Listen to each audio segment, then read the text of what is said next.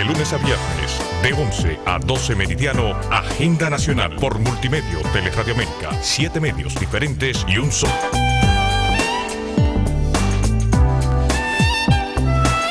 Saludos, pueblo dominicano. Esta es otra edición de su programa Agenda Nacional, hoy viernes 14 de diciembre. Este programa les llega de lunes a viernes de 11 a 12 meridiano por este multimedio Teleradio América, Canal 45 UHF, Canal 45 de varios sistemas de cable en el área metropolitana y desde luego a través de Radio Chiseta Broadcasting Nacional en sus 730 kilociclos de amplitud modulada y que es retransmitido cada noche de 12 a 1 de la madrugada por esta misma emisora. Les habla Leopoldo Espaillat-Lanita. Y para llevar adelante el programa contamos como siempre con la ayuda y colaboración de nuestro amigo el licenciado Roger Orlando Piña en este viernes informal. Así es, como de ya fin de semana. Sí. Pero iniciamos con una nota luctuosa, murió el senador Darío Gómez. Sí, señor, muy lamentable el deceso, pero para una recuperación de unas perspectivas tan ominosas para él,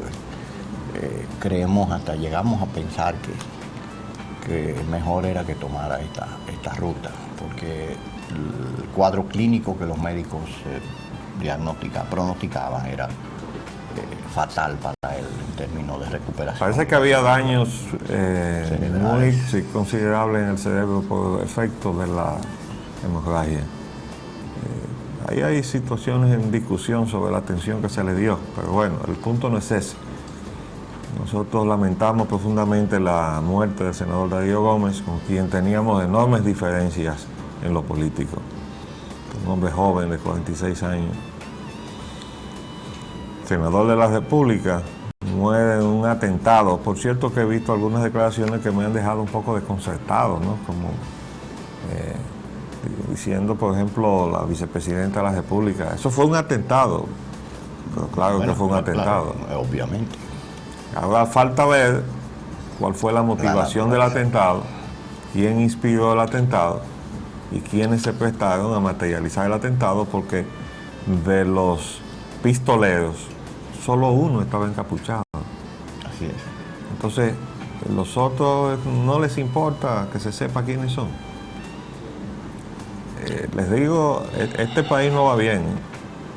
No va bien, y cada vez que yo veo cosas como esta, les recuerdo aquellos pasajes que yo veía en mi niñez en las revistas Carteles, en la Cuba pre-Castro, cuando la política cubana era puro gangsterismo. Entonces, también nos preocupa, como ya expresamos, el que haya grupos de fascinerosos ya mercenarios que están a disposición de quien tenga el dinero y la voluntad de producir un hecho horrendo como este, porque obviamente le pagan para que hagan estas cosas. Vi también una declaración del vocero del PRD en la Cámara de Diputados, el diputado Pacheco. Dice que liga atentado a críticas de televisión. Yo no sé, a mí me luce, esto es una cosa sumamente fuera de contexto. ¿Cómo es posible que pueda haber alguna expresión hecha en la televisión que pueda ligarse o considerarse como parte de este atentado, ¿no? Realmente no lo entiendo. Y ojalá que eso no sea así. Pero así, aquí está el vocero del bloque de diputados del Partido Revolucionario Dominicano, Alfredo Pacheco, acusó ayer a algunos directores de programas de televisión matutinos de mantener una campaña de incitación a la ciudadanía para que tomen represalias contra los legisladores. Pacheco dijo que días antes de que ocurriera el atentado contra el senador Darío Gómez, un conductor de un programa matutino, el cual no citó, se mantuvo haciendo acusaciones contra él, Darío Gómez, y el senador Antonio Rosario, entre otros, y por ahí sí. También vi otras expresiones en el sentido de que podía provenir del narcotráfico. Todo eso tiene que ser investigado. Lo que pasa es que tenemos una policía que es especialista para quedarse con el bate al hombro cuando las cosas son pesadas, como este lamentable atentado contra la vida humana, y como lo han sido otros que se han quedado ahí en el misterio. En el misterio permanente. Vamos a ver si ahora sucede lo mismo. Bueno, sería muy lamentable que no llegara a resolverse, pero no solo los autores materiales de ese hecho, sino los intelectuales, que es lo que nunca llega a descubrirse en la mayoría de los crímenes de este país. Como pasó con el caso Llenas Aybar y como ha pasado con muchísimos otros casos de mucha repercusión. Entonces, así es que la sociedad no puede sanearse, no puede estabilizarse. Ese es un caso que no se puede mencionar sin adentrarse realmente a una situación sumamente compleja. Por eso lo toqué nada más. Bueno, como tema breve tenemos una declaración de Este que está pretendiendo refutar las críticas que le está haciendo desde la prensa matutina, sobre todo el periódico Hoy. Un grupo de técnicos, entre ellos el director del Instituto de Energía Eléctrica de la Universidad Autónoma de Santo Domingo, el ingeniero Moreno, y también las que le ha hecho el señor Aristides Escudero, que son críticas fundamentadas. Entonces él le está sacando ahora un sofisma diciendo que nosotros tenemos, de acuerdo con algo que está en el internet, una de las energías más baratas de América Latina. No me agarré. No es para reírse, porque para llorar. Sí, estos son gente que vienen a burlarse de nosotros. Ellos vienen a reírse de nosotros. Lamentablemente muchas veces nosotros le damos la posibilidad de que lo hagan. Quería comentar también, Roger, que el asunto en el Medio Oriente se está complicando. Y se ha agravado de una manera que no parece que va a tener retroceso. Porque ahora Israel ha descabezado el Estado contendiente. Es decir, hay dos estados. El Estado de Palestina, que es una necesidad que se establezca, puesto que Israel se estableció desalojando a los palestinos. Entonces, después que incluso Estados Unidos se ha comprometido con la creación del Estado palestino, Israel desafía a los Estados Unidos y dice que se están congraciando con los árabes. Le han dicho una serie de cosas. Lo que demuestra que la agenda de Israel ya dejó de ser la agenda de los Estados Unidos, por lo menos en apariencia, ¿no? Pero el hecho de que ellos hayan tomado la decisión de desautorizar a Yasser Arafat, que está en la difícil situación de enfrentar a los radicales de su lado, como lo estuvo Yitzhak Rabin, que no tuvo con los éxito suyos, tampoco. pues, entonces los radicales de derecha israelitas mataron a su primer ministro. ¿Verdad? ¿Cómo le llaman a eso? Eso no es terrorismo, eso Entonces, es eliminación física. el que ellos hayan tomado la decisión de dejar sin cabeza al otro lado y desautorizarlo además, va a crear una situación que entonces se va a profundizar a niveles que quizás los propios israelitas van a lamentar. Bueno, hay interlocutor, hay un vacío. ¿Con quién están entonces ellos? Ellos no están debatiendo nada, ellos están arrasando y agrediendo. Ellos dicen que con su ejército ellos van a ir ahora a perseguir y a eliminar los terroristas. Y, oigan bien, para que ustedes vean hasta dónde pueden llegar las cosas. Y tiene defensores esta posición en los Estados Unidos. Ellos dicen que están imitando a los Estados Unidos. Exactamente, a eso iba yo a decirle cuando usted concluyó. Que ellos estaban bajo el mismo predicamento y bajo la misma situación que Estados Unidos había tomado unilateralmente la iniciativa de agredir a Afganistán, porque estaba encubriendo, alojando a los terroristas de donde salían los ataques hacia los Estados Unidos, específicamente Osama Bin Laden.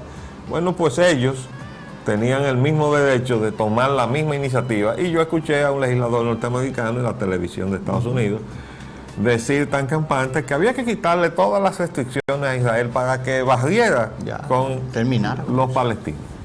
Entonces, eso es declarar otra guerra ahí. Pero a los israelitas no les va a ir necesariamente bien si se van por ese camino.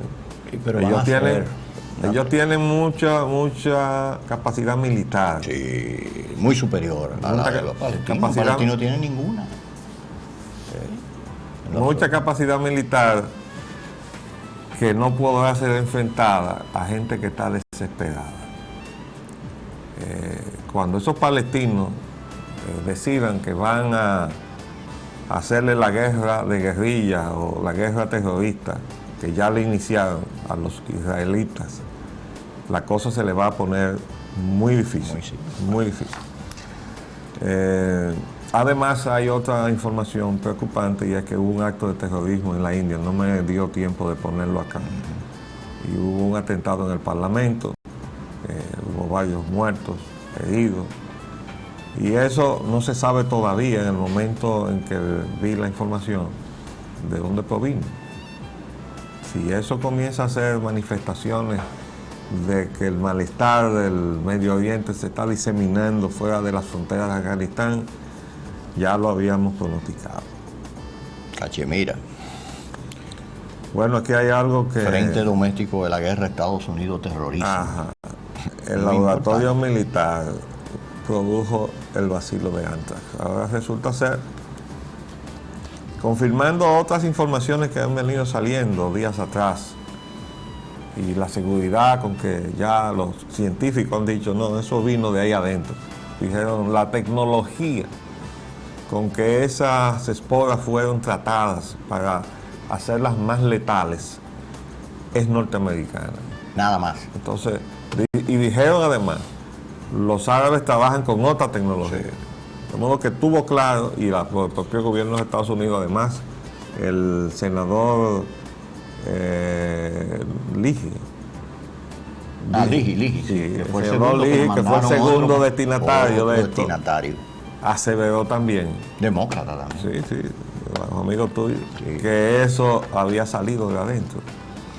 Por cierto, en la entrevista que le estaban haciendo minutos antes de yo salir para acá, al general Shepard, que es el asesor de CNN en estas cuestiones para cubrir los temas militares de la campaña en Afganistán, dijo algo, y es que Bin Laden podía estar escondido en unos refugios muy sofisticados. Dice él, probablemente construido con el dinero de la CIA. Lo dijo él mismo. Lo dijo él mismo. ¿Verdad? Entonces, para que después no digan que uno se está inventando cosas. Con relación a las declaraciones de Bin Laden que se pusieron a circular, la verdad es que uno se pregunta, ¿y por qué se ha traído este elemento? Yo confieso que el programa de hoy en la mañana de CNN con relación a este tema a mí me produjo una reacción sumamente, ¿cómo podríamos calificarla? Yo me sentí mal. Allí estaban, comenzando por la moderadora del programa y los invitados que ella tenía, estaban todos muertos de risa hablando sobre este tema.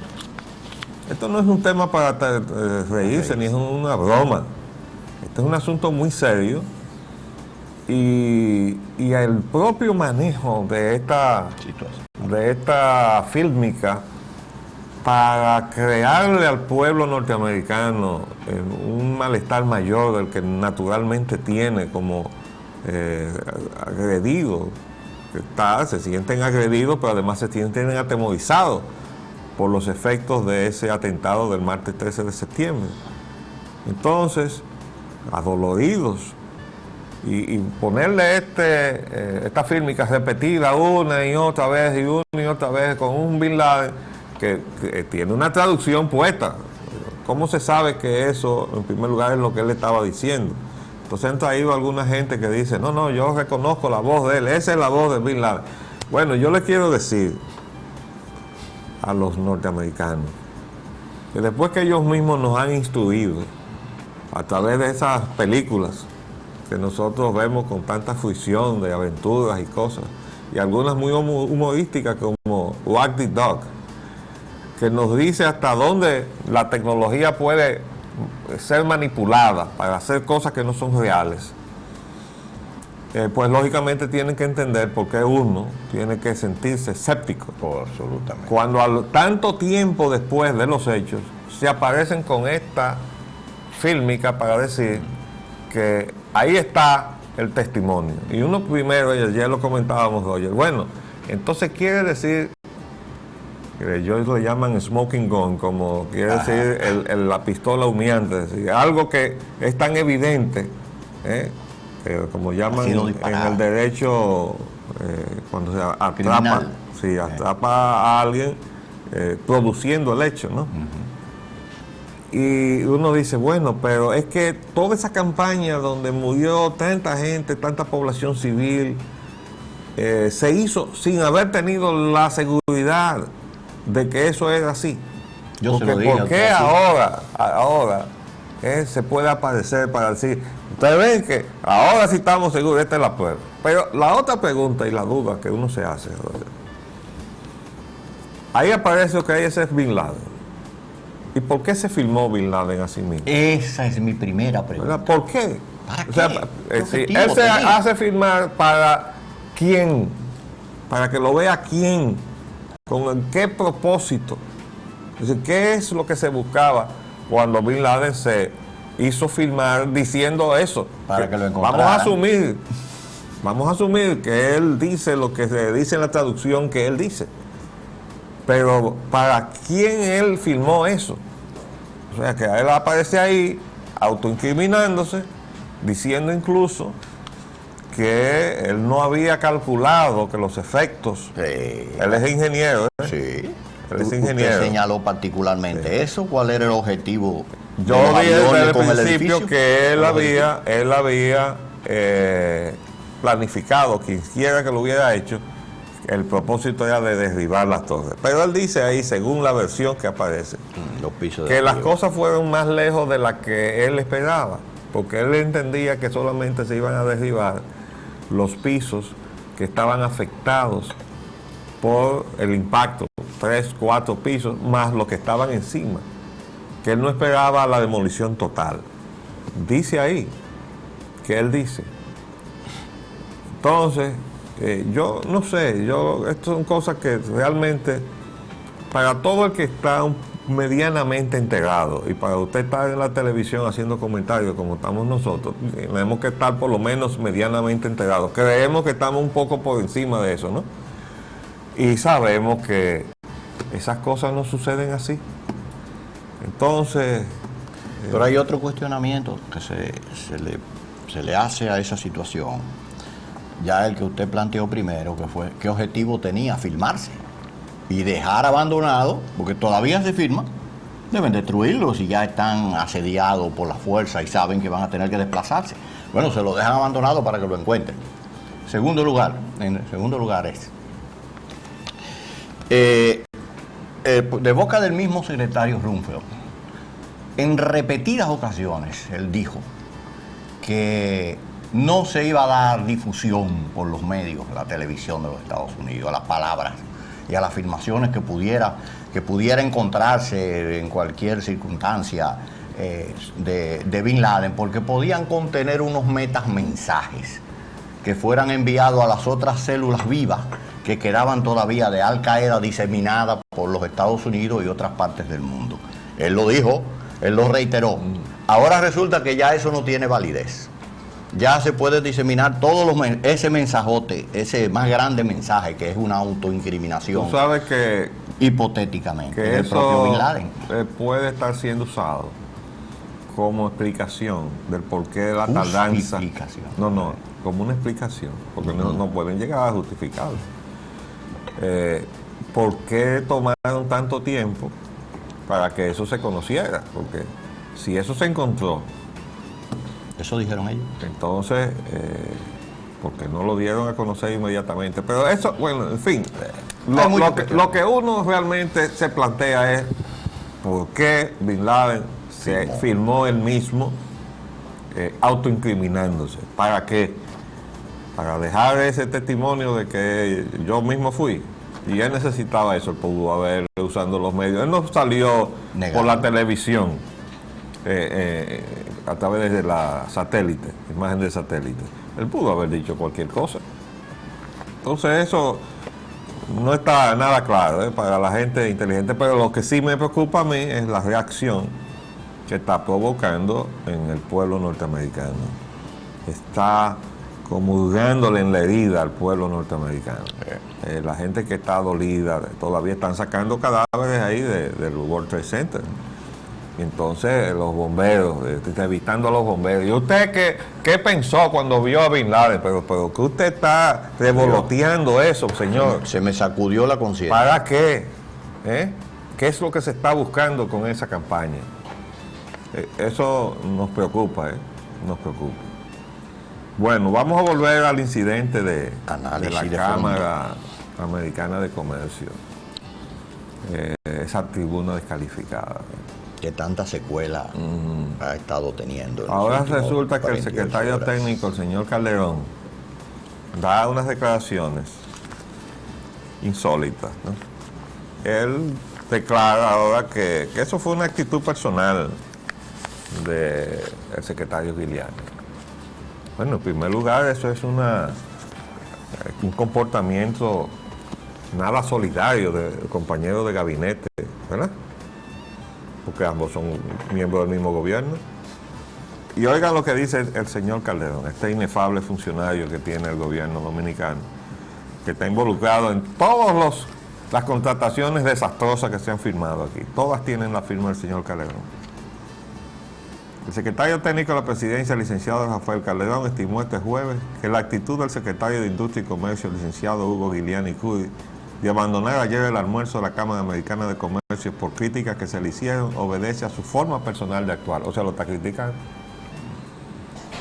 No le dice, estuvo bien que se retirara porque el anfitrión o los anfitriones de ese evento desconsideraron a un fulano que es nada menos que un miembro del gobierno a que usted había invitado ahí, y él hizo bien en retirarse, y yo no sé si él estaba. Pero si estaba, él no se retiró. Como no se retiró tampoco Fernando Álvarez Bogal, porque no se sintieron solidarios con el secretario de Industria en la batalla que está dando frente a los piratas de los privatizadores. Pero eso sí hay que defenderlo, ¿verdad? Entonces sigue este señor diciendo. Calderón dijo que el comunicado que provocó el incidente fue publicado por Industria y Comercio sin que fuera discutido en ninguna instancia en el Palacio Nacional. Eso no es verdad. El comunicado no estaba a nombre de Industria y Comercio. Lo firmaba el licenciado Giuliani, que hoy es secretario de Industria y Comercio, pero lo firmaba una comisión que el presidente había creado por decreto. Y él era el presidente y miembro de esa comisión. Y fue esa comisión la que hizo la publicación. Yo estoy casi seguro de que la decisión de poner eso en esa forma humorística debe haberla tomado otro de los miembros, porque no creo que haya tenido intervención directa el licenciado Giuliani en decir, vamos a poner esta caricatura y qué sé yo. Pero sí, probablemente él tiene que haber avalado, y sin probablemente, el contenido de la declaración. Ahora, la presentación y la idea de poner esa caricatura probablemente vino de otro, pero eso no es lo importante, sino lo que decía el comunicado. Pero Calderón no se refiere entonces a lo que decía el comunicado, sino critica el asunto de la caricatura, porque ahí es que él se queda.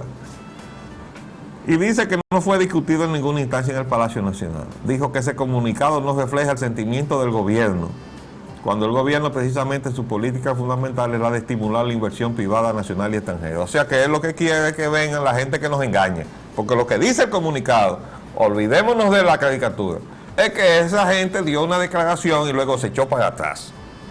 Esa gente, el señor Kevin Manning, que entró al país por la Smith Enron y salió ahora por la Itabo, ahora está al frente de la Itabo, ¿verdad?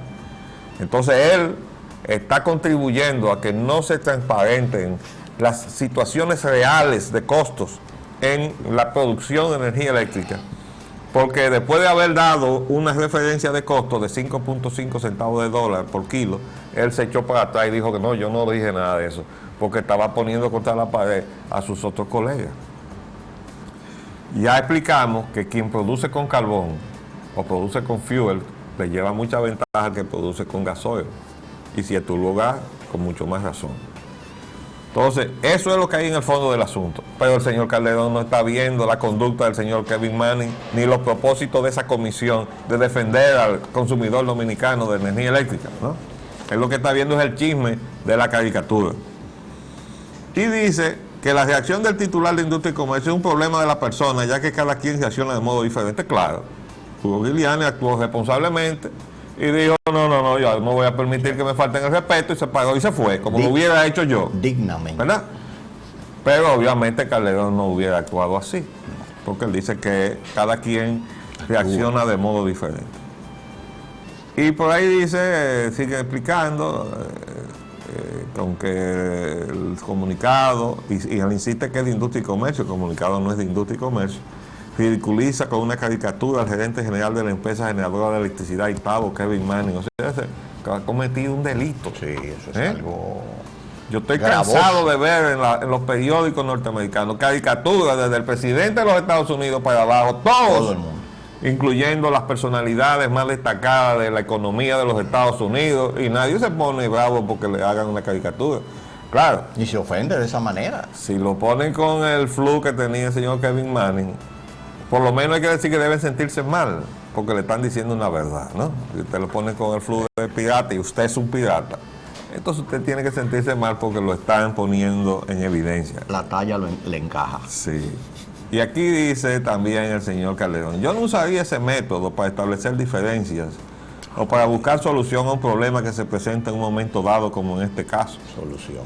Yo no puedo justificar eso porque eso no está dentro de mi esquema. O sea, este es un señor lo que está criticando lo superficial, la bendita caricatura, pero no se refiere al fondo del asunto, que es la actuación negativa a los intereses dominicanos del señor Kevin Manning y la actuación responsable del titular de Industria y Comercio. Dice, esa no es mi forma de manejar, de yo manejar este tipo de situación, pero respeto la forma en que lo manejó el amigo Hugo, dice el secretario técnico de la presidencia. Cuando se le preguntó cómo cayó en el gobierno la decisión del secretario de Industria y Comercio, Calderón sostuvo que ese fue un tema que nunca se discutió en ningún nivel del gobierno ni del Palacio Nacional. Dijo que el tema se trató a nivel de lo que se publicó en la prensa, se conversó con las personas que firmaron el comunicado y que ellos dieron sus explicaciones y que no recuerda que se hiciera alguna crítica sobre el particular. Y por ahí dice 3 o 4 cosas más. Pero bueno, ese es el gobierno que tiene el presidente Hipólito Mejía. Gente como el señor Calderón y gente como el señor Giuliani. ¿Y qué dice Jaime Aristis Escudero sobre ese particular? Sobre ese particular, bueno, Jaime Aristis Escudero ya se siente más directamente aludido con las expresiones y la conducta del señor Aybar, y entonces le dice unas cuantas cosas a Calderón aquí. Esta aparece en el periódico Hoy, en la primera página de la sección E. Aristis hace fuertes críticas a Calderón. Afirma que ha cometido errores garrafales en materia financiera y le recomienda no volver a criticar a Hugo Giuliani Cruz. Él es muy generoso ahí. Dice errores garrafales en materia financiera. Yo creo que se refiere al asunto ese. A esto que está aquí. Léete ese pedacito.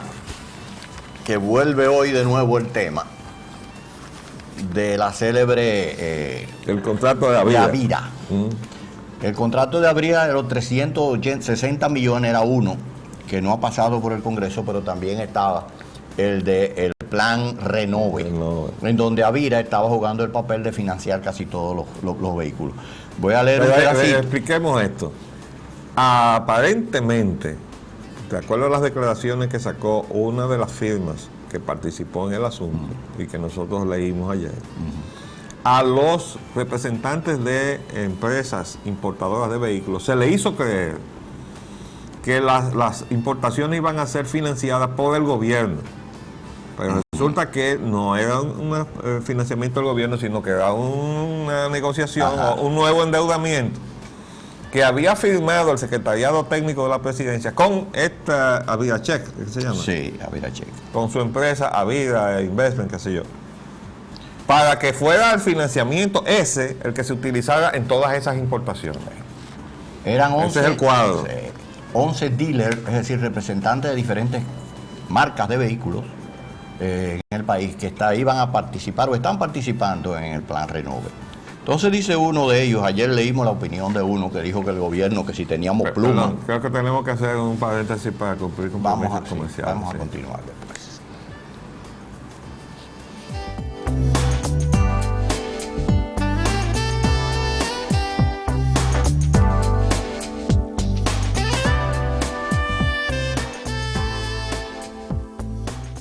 Vamos a ver entonces qué información nos trae el Caribe sobre ese negocito de financiamiento de las importaciones de vehículos. Mientras el secretario técnico de la presidencia, señor Calderón, negaba que tuviera nada que ver con ello, dice aquí el señor Carlos Giraldi, que representa una de las firmas de los que estaban envueltas para financiar importadoras de los vehículos, dice que él confió en Avira para el financiamiento de los vehículos, del grupo de vehículos que estaba asignado a él, cuando conoció que el gobierno había firmado un contrato con esa sociedad por 368 millones de dólares.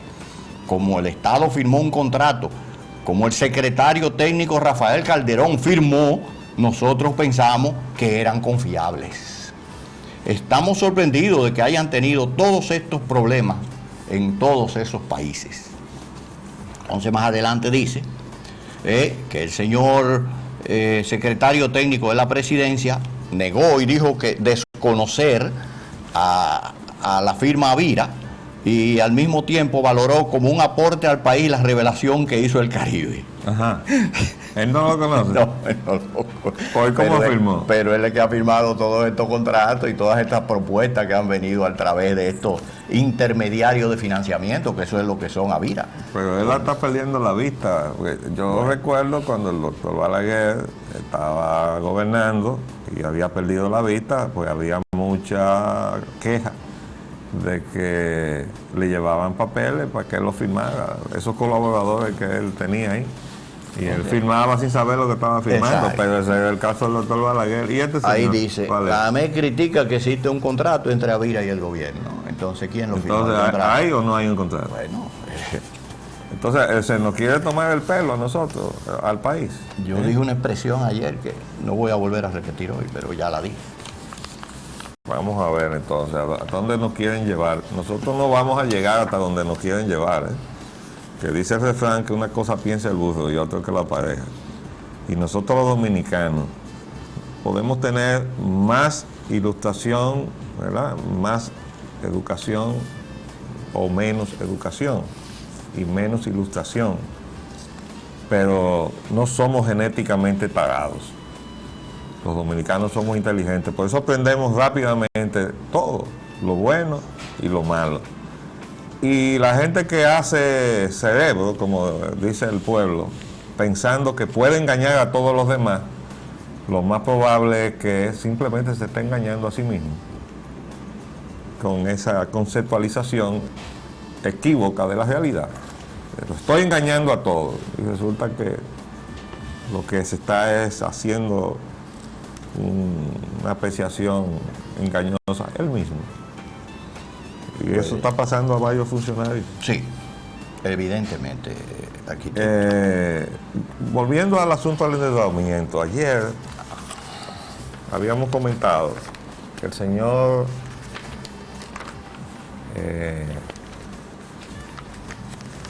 ¿tienes el hoy de ayer? No. El señor secretario de Estado de Finanzas había declarado que teníamos unos endeudamientos que íbamos a tener que soltar, porque bueno, parece que no son tan buenos como se pensaron originalmente, y entonces vamos a tener que soltarlos, aunque tengamos que pagar una pequeña penalidad, parece que se nos quedó, porque no son buenos, entonces vamos a soltarlos. ¿cómo es que usted está incurriendo y haciendo que el país incurra en endeudamiento que luego usted ahora viene a decir paladinamente que vamos a tener que soltar algunos de esos endeudamientos? Pero eso es una cosa que está demostrando la forma poco calificada con que el señor secretario de Finanzas está manejando la responsabilidad, la muy delicada responsabilidad que tiene bajo su ámbito como secretario de Finanzas, a pesar de que le crearon una especie de situación indefinida cuando nombraron al señor Andy Laguarre al frente de una unidad que se creó para negociar los 500 millones de bonos soberanos. Y entonces ahí parece que hubo una disputa entre ellos. Bueno, pero el problema es ese. Además dice el director del presupuesto que se ejecuta el presupuesto sin emitir inorgánico. Y yo quería aprovechar esa declaración porque hay una confusión que yo quisiera ver si podemos dejar definitivamente aclarada. Cuando se está ejecutando el presupuesto de mes a mes, usted puede tener en un mes pues altos ingresos porque está programado para ese mes o ese mes y el siguiente o durante 2 o 3 meses la recaudación de determinados impuestos que se vencen en ese periodo. Entonces eso supone un pico en las recaudaciones y luego eso baja y luego vuelve y sube en otro periodo del año donde vuelven otra vez a hacerse presentes ciertos impuestos, la recaudación de ciertos impuestos que responden entonces en total, en promedio, a la estimación que se hizo para el año. Lo que quiere decir que mes por mes no necesariamente ingresa lo mismo en términos de recaudación fiscal. Y eso genera que como hay obligaciones que sí son fijas todos los meses, como son los gastos corrientes, los salarios, en fin, todo lo que implica el pago del funcionamiento de la administración pública, usted no le puede decir a la gente que, mire, aguántese ahí, que el mes que viene le vamos a pagar este mes. Usted tiene que pagarle puntualmente a la empleomanía. Y tiene que pagar puntualmente todas sus obligaciones, los servicios que utiliza. Por ejemplo, el caso de la Corporación Dominicana de Electricidad en su momento, bueno, el Estado no le pagaba a la Corporación Dominicana de Electricidad. Ahora resulta que tiene un sagrado compromiso de cumplirle a los extranjeros a quien le entregó el negocio. ¿Verdad? Bueno, es verdad que tiene que cumplir, pero no le cumplió al Estado, él mismo no se cumplía a sí mismo. Entonces ahora sí tiene que cumplirle a los extranjeros, aunque no proceda, pero también hay que pagarle, ¿no? Entonces, para cubrir ese desfase de un mes a otro, es necesario un mecanismo de financiamiento del presupuesto. Cuando yo fui secretario técnico, yo planteé la conveniencia de que hubiera una línea de crédito en el Banco del Estado que permitiera en los meses de baja recaudación pagar con cargo a esa línea de crédito que se iba a conjugar tan pronto llegaran los ingresos en los meses de superávit, y entonces se ponía en cero otra vez la línea de crédito y el comportamiento del presupuesto, de acuerdo a cómo había sido fijado, no tenía perturbación. Porque es que hay, por ejemplo, los programas, lo que se llama el presupuesto por programa, significa que hay determinados desembolsos que hay que hacerlo en una fecha determinada. Les voy a poner un ejemplo. La reparación de caminos vecinales. Usted no puede reparar los caminos vecinales después de la época de la cosecha. Usted repara antes de la época de la cosecha para poder entrar a las zonas productivas agrarias del país, agrícolas, y sacar los productos al mercado. Si por X razón usted no hace eso, pues muchos de esos productos se van a quedar sin recoger o se van a pudrir en los campos porque no pudieron ser sacados a los mercados. Y después que pasó eso, entonces usted se va a aparecer con los fondos para reparar los caminos vecinales. No, era antes que usted tenía que sacar ese dinero. Entonces, cuando usted hace un presupuesto por programa y le pone un calendario, que quiere decir, esto tiene que salir entre tal fecha y tal fecha. Si no lo hace usted así, es como si usted estuviera botando el dinero. Entonces, es necesario, eso es un presupuesto que se planifica y que luego se controla su ejecución. No es lo que estamos viendo, ¿eh? Entonces, para lograr que en el momento necesario el dinero esté ahí, aunque estemos en un mes de baja recaudación, era necesario buscar un mecanismo de financiación de el flujo de caja del Estado. Es un problema de flujo de caja. No está hoy, pero va a estar mañana, pero cuando cierre el año yo tengo que estar en cero. Pero eso se podía hacer perfectamente a través de una línea de crédito del Estado, que no se puede confundir con préstamos para cubrir el descuadre entre lo que usted había presupuestado que iba a gastar y lo que usted está gastando porque usted no tiene control de lo que está haciendo. Que es otra cosa, usted está incurriendo entonces en un déficit que se refleja en el balance final del presupuesto. Son dos situaciones completamente diferentes y en estos días se han estado mezclando una cosa y la otra. Y el mecanismo que se ha estado buscando para resolver el problema del flujo de caja, que repetimos, es una cosa absolutamente normal. Pero lo que han estado es haciendo préstamos. No, lo que tienen que hacer es una línea de crédito con el propio Banco del Estado. Y si quiere que pongan eso bajo la supervisión de algún mecanismo, como podría ser el Contralor General de la República y la Cámara de Cuentas, de que efectivamente eso no constituye un endeudamiento hecho por la izquierda o debajo de la mesa a espaldas del Congreso, porque todos los endeudamientos, sean locales o sean internacionales, tienen que ser autorizados por el Congreso Nacional. Entonces, el flujo de caja es distinto al problema del déficit o de los gastos no cubiertos en el presupuesto, porque se improvisan a lo largo del año. Y del endeudamiento, consecuencia. Entonces, hay que hacer esa aclaración, porque todo esto hay una enorme confusión y además se está manejando de una manera que de repente la gente se entera que se han tomado incluso recursos en dólares en la banca local, supuestamente para financiar la ejecución presupuestaria. Hoy, ¿cómo usted va a tomar endeudamiento en dólares para financiar la ejecución presupuestaria? Porque se supone que todos los dólares que ingresan, incluyendo los que pueden haber ingresado ya del famoso endeudamiento de los 500 millones de bonos, ¿no?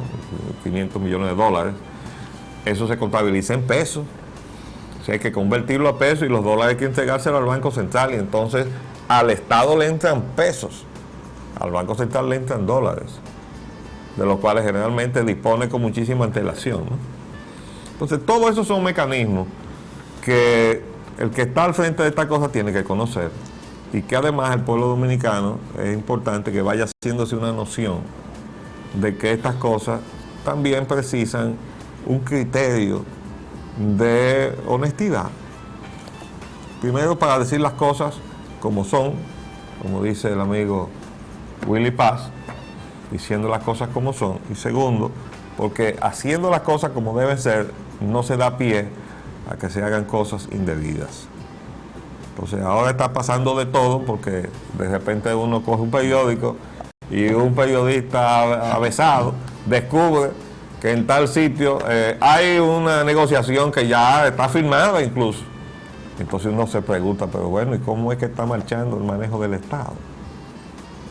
Entonces, sí, queremos repetir que nuestra recomendación fue siempre al gobierno del amigo Hipólito Mejía: ponga el freno en el gasto, sobre todo en las obras.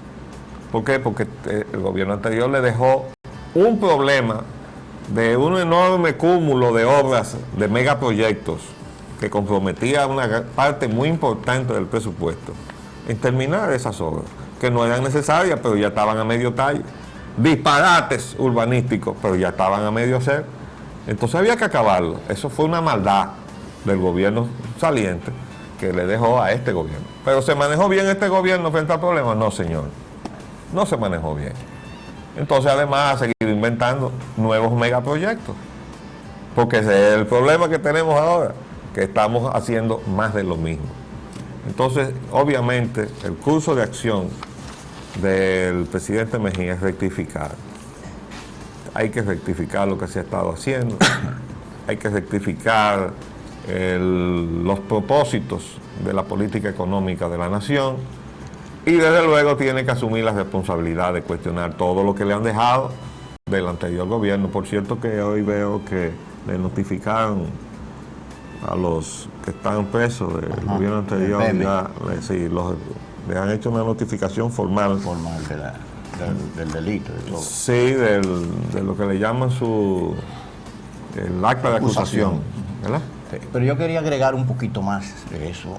Más que toda esta advertencia tan puntual, tan precisa que le está haciendo el arquitecto, tenga el pueblo dominicano muy en cuenta lo siguiente. Miren hacia la Argentina. Son 145 mil millones de dólares en préstamos que la Argentina tiene embarcada sobre sus hombros, de cuyos 145 mil millones, 95 mil son en bonos soberanos.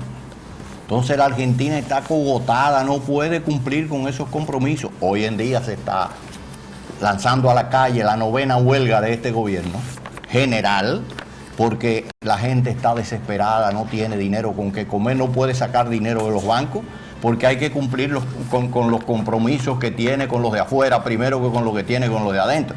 No, cogiéndole el dinero a los de adentro para pagarle a los de afuera. Le han incautado sus ahorros al pueblo argentino para cumplir con los acreedores extranjeros de la economía argentina. Antes de que se nos acabe el tiempo, yo quiero despedirme diciéndole algo al embajador de España, a su excelencia, el señor Prieto, que ha dado unas declaraciones. Dice que debe evitar la competencia del mercado energético. Hágame usted el favor, señor embajador. ¿Usted me quiere decir con eso que Unión Fenosa está compitiendo? ¿O que de norte y de sur están compitiendo? Lo primero es que eran dos empresas con dos áreas distintas, ya están refundidas. Ahora es de norte y de sur, la misma cosa. Usted coge el teléfono y llama al teléfono para reportar cualquier cosa, le dicen que de norte y de sur, y la correspondencia y la facturación dice de norte y de sur. O sea que hay dos jurisdicciones nacionales que se han refundido en una. Eso es competencia, señor embajador. Eso yo lo voy a insistir, ¿verdad? Vamos a analizar lo que usted ha dicho, porque yo le quiero decir aquí al pueblo dominicano una vez más, que toda esta inconducta que están mostrando, sobre todo la gente allegada o militante con el PRD, con relación a las normas de ética, son desviaciones que vinieron de España. Y yo voy a decir cómo vinieron, y voy a traer también otra vez los libros que le he citado para documentarlo. Se nos acabó el tiempo por este día y por esta semana. Volveremos la semana entrante, si Dios así lo permite. Les hablamos Leopoldo Espaillat Nanita y Roger Ogando. Feliz fin de semana.